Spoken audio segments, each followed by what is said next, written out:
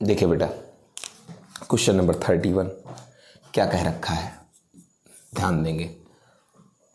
कहा है एक वायु संधारित्र है, उसको V1 पोटेंशियल तक क्या करते हैं, चार्ज करते हैं। ठीक है बेटा, तो अब आपकी समझदारी होना चाहिए।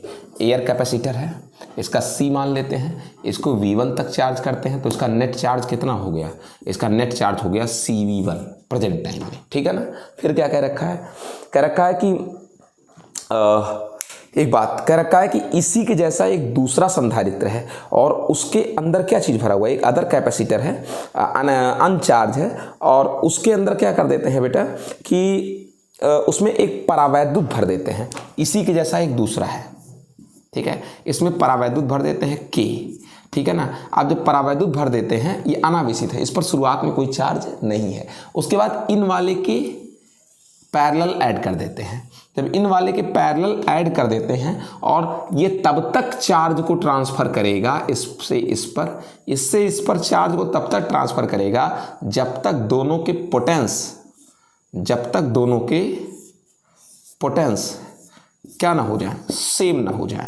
तो जब पोटेंस क्या हो गए, सेम हो गए, ठीक है ना, इसी पर से चार्ज निकल कर इस पर गया और तब तक गया जब तक दोनों के पोटेंस क्या ना हो जाए, सेम ना हो जाए।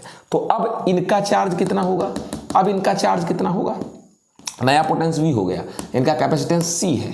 ठीक है, तो अब इनका बिल्कुल इसके जैसा ही है, ये केवल इसके अंदर एक K डाल दिया गया है। तो अब इनका चार्ज क्या होगा, CV, इनका चार्ज होगा, नया चार्ज इनका।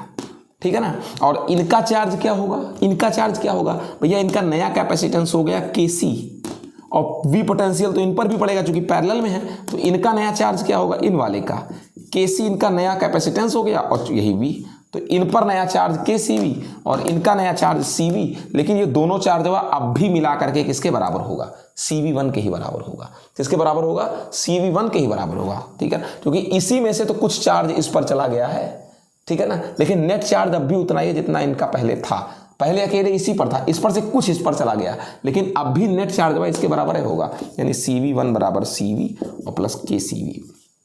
ठीक है ना, C कट जाएगा, V1 बराबर V प्लस क्या हो जाएगा, KV हो जाएगा ना। हमको K की वैल्यू चाहिए बेटा, K की वैल्यू चाहिए, तो बहुत इजीली निकल जाएगा, कोई बड़ी बात नहीं है। कैसे, किसकी वैल्यू निकालना, इसकी वैल्यू निकालना। कैसे, अभी देखिए मैं आपको बता देता हूँ कैसे। आइए, कहीं से कुछ मेहनत तो करनी ही पड़ेगी। K की वैल्यू चाहिए, इसको इधर ले आओ, V1 माइनस V हो गया बराबर KV, K बराबर V1 माइनस V अपन। समझ गए इस चीज़ को। अब मिलते हैं बेटा क्या, अगले टाइम मिलते हैं नेक्स्ट चैप्टर में, मतलब इसी चैप्टर में अगले सवाल पर।